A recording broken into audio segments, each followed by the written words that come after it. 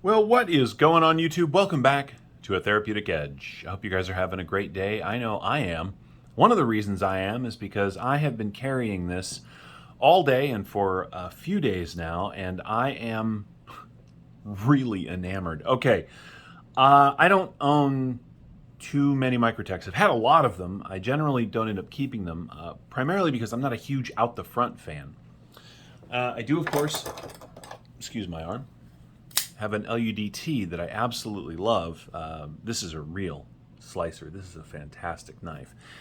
But I like to carry bigger, sort of beefier knives. I do. And so most, even side fires, don't really hit me in that spot. I do have one that I really like. This is the Microtech TR4.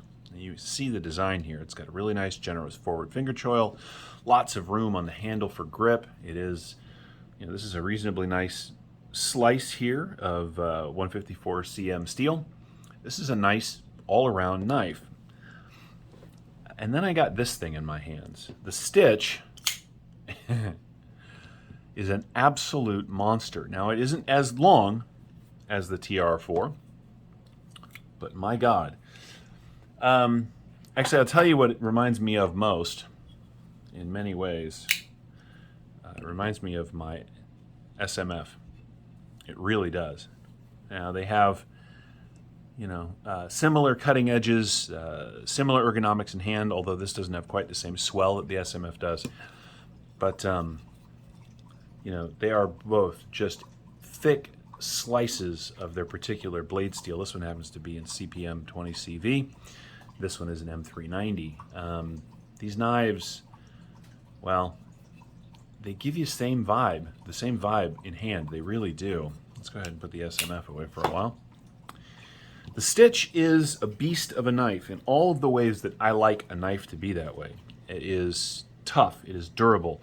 It's got to feel like you can really rely on it. Now, I know there's an argument to be made that you can't really rely on spring-operated knives as a go-to knife, but I got to tell you, if the stuff hit the fan tomorrow and this was the knife that I had to walk out of the house with, I would be okay with that. I really would. It is, well, it's just very comfortable. It is great to use. You can use this blade like any other knife, but in many, many ways, you can use it on a chopping block. You can do food prep with this, and because it's M390, it's not going to take color, it's not going to rust, it's not going to stain, it's going to hold an edge. The shape of the blade allows for some phenomenal pokey action in case that's something that you had to do. It is a great slicer. Now, because of the shape of the blade, this sort of harpoon, almost spear point, right, with this rise right here and this beautiful swedge, it is clearly designed for a more aggressive style of use than sort of everyday carry. But as an everyday carry tool, it is fantastic as well. And that is why I am completely enamored with it. Now, is this one mine? Yeah, no, but it will be. I'm going to sell some stuff and make this thing mine because, it's just a really good knife. Let's get the basic specs out of the way, and then I've already done a couple of size comparisons, but we'll do it with some things you may be more familiar with.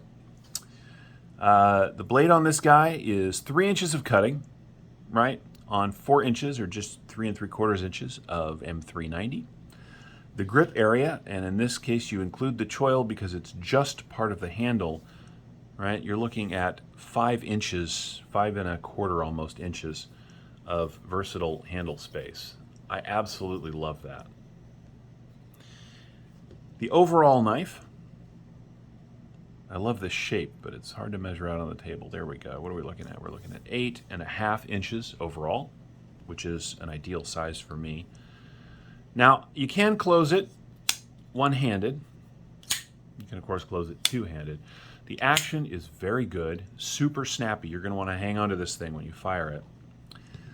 The hole in the blade, well, so the actual Borka Stitch has the hole. I think it's to make it look like the full custom, also to stay in line with the original design. But it's also some weight reduction. We'll get to how thick this is in just a minute, but that's a fair piece of steel they've removed. The handles are aluminum that have been milled out in a really, really cool diamond pattern. Oh, that's coming on. that coming out on the camera or not? Yeah, there we go. Angles are tough. It has a fantastic 3/4 length backspacer with a little jimping on it in case you need to hold it this way. You'd never need to do that, but if you did, it's there. There's some jimping down here and some jimping here. Now, of course, my thumb comes all the way forward to the top of this ramp, but man, it just feels so locked in. There is a sharpening choil, and the grind on this is perfect, which is really very, very nice, and it's perfect all the way around. This one was made in May of 2021, right? Which I like that they put that on there. I do wish they did a little less billboarding on the blade, but you know, whatever. The overall aesthetic here is just gorgeous. Now, the one thing I'm not in love with, and I bet you, oh, there's a lanyard tube space in case you guys want such a thing. I don't love the pocket clip. But then, with the exception of the LUDT here, I don't generally like Microtech pocket clips anyway. I wish that this had something more like this. Simple, straightforward. Now I know that the reason that they do this kind of pocket clip is because it's got two stages. You can slip it into your pocket here, right, and it comes in and out pretty easily, or you can move it up past this second hump for better retention. Now, with a really light out the front, that actually makes some sense. But this thing would sit in the pocket just fine with a more deep carry or even just smooth clip, because this is hard to get in and out of a pant. It really does lock in. I mean, it does its job exceptionally well, but almost too well. Anyway, we'll see. I've reached out to some people that make clips, and maybe I'll have something made for this that's a little more my style. The pivot, of course, is the same on both sides, right, which is very nice. Now, the one thing, there is no lefty love on this knife at all, because it is a right-hand fire. You know, it is a right-hand pocket carry, and I'm sorry for those out there that do left-handed knives, but that's just not what this was built for. Let's do some other size comparisons, just because I think it's fun. And before we do that, I want to tell you, I have really put this thing out. I mean, I worked out at a property that I help manage, and I cut, well, not only things I normally cut for a review, but just everything you need to cut in a day, and it is, well, you can't see anything. The edge is maintained beautifully. My hand never got tired. I probably cut up 6 or 10 decent-sized cardboard boxes just because I happen to have them available to me as a test. And the shape of this handle meant there's no fatigue. Now, if you like really light knives, that might be an issue for you, but for me, no way. This thing was spectacular. Here's another knife that it reminds me of because of the way that it is shaped. It very much reminds me of the Shaman. And again, you get the same cutting area. They're almost the same length. The Shaman's a little bit shorter, right? But it's that good-sized blade, but your finger gets to come all the way up onto a choil for work. And to be honest, I love this knife. Whew. I actually like the really sort of aggressive styling of the Stitch better. In a conversation with a friend of mine, we were sort of making fun of it a little bit because it is a little science fiction-y, a little gas station-y maybe, and I don't care. Excuse me. It not only does it activate the nigh on to 50-year-old knife collector in me, but the 12-year-old science fiction geek likes it a bunch too, and that's got to be okay. Now, these are nearly $400. That is a lot of money, but when you think that the larger Microtechs run between $400 and $600 anyway, it really isn't. And if you consider that an actual Borka Stitch is about $2,500, between $22 and $26, this is a steal. So let's do some basic size comparisons and knives you may know. Here it is against the Rat Model 1. And as you can see, I'll line it up on the line there. They're almost exactly the same length. You actually get a little more cutting on the Rat Model 1, but this is a much beefier, bigger knife. And then just because it's here, we'll do the Rat 2. Right. You know, the Stitch is much bigger. What else do we have on the table that's interesting? Oh.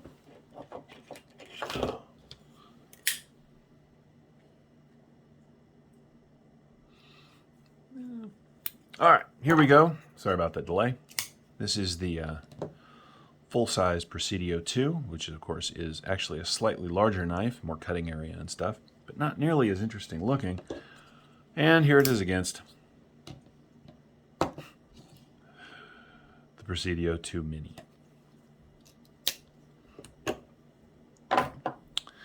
Those are size comparisons, hopefully, for tools that you will have had your hands on. But I'm going to go back to these just because you can really see why I love the Microtech Stitch so much. I keep wanting to call it the Microsoft Stitch. I'm a computer geek, so I say Microsoft a lot more than I say Microtech. But I'm not going to do that. And if I do, well, you know. So these are two of my favorite knives in the world for carry and for use and for comfort in hand. And the Stitch brings you a little bit of both. It's got a blade that is, I mean, the handle is more like the Shaman here. The sort of aggressive blade is a little more like the Strider. If you guys are thinking about one of these, all I can say, and you can find one because they are hard to find, is do it. You will not be disappointed. And even if you are, these knives will turn around and sell again on the secondary market in about 5 seconds. So unlike many knives where if you buy it, you're kind of stuck with it, you are absolutely not going to be stuck with this thing if you don't like it.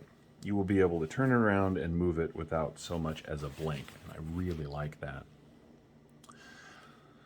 Let's do the blade stock since we were talking about how thick that is. At its thickest point back here, it is 190 thousandths. So thick. All right, or to put that in another way that makes sense, 4.88 millimeters.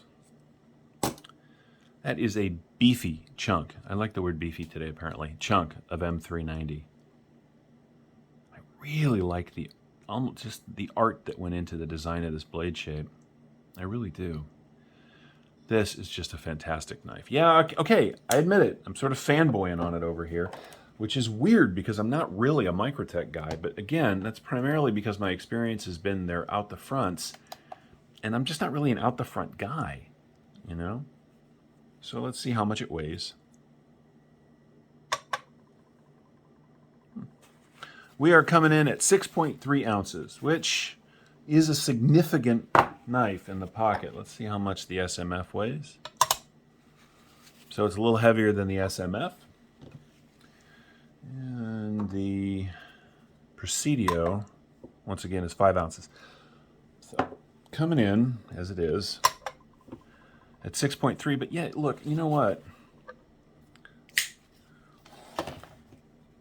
Again, for, you know, an 8.5-inch knife with nigh on to 5 millimeters of blade steel wedged between these aluminum scales, that's not that bad. And because these are aluminum, and they are not milled out, right? They're just slabs of aluminum. You know that that weight is coming in from this big giant blade. I really like that. And yet, the balance point is just behind.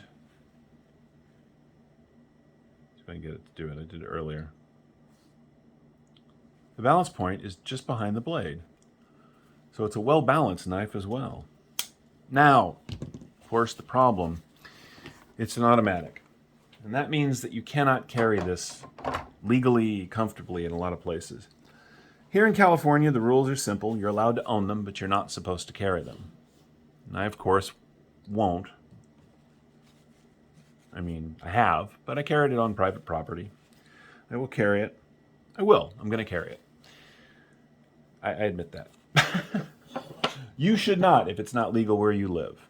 But if it is, and you like the way this monster looks, you should go get one because it's awesome. And that is where we're going to go ahead and leave this. Thank you so much for watching. This has been the Microtech Stitch. I have been a Therapeutic Edge. We'll see you next time.